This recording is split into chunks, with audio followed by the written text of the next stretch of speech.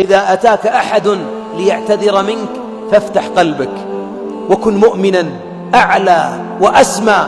اقبل عذر المعتذرين. حبيبك قبل عذر من تسبب في موت ابنته، قبل عذر من تسبب في قتل أصحابه، قبل عذر من أطرده من مكة إلى المدينة، قبل عذر من قتل عمه حمزة رضي الله عنه، قبل عذر من أراق دمه وهو عكرمة بن أبي جهل، أراق دمه وأحل دمه، فلما قدم إليه قال مرحبا بالراكب المهاجر وقبل عذره. اقبل عذر المعتذرين.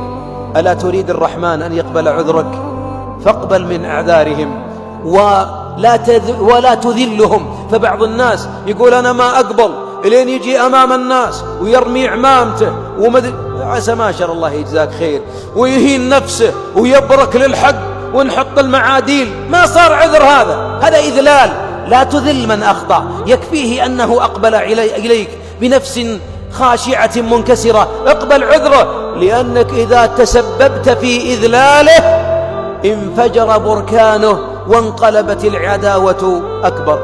اللهم اقبل عذرنا يا رب العالمين.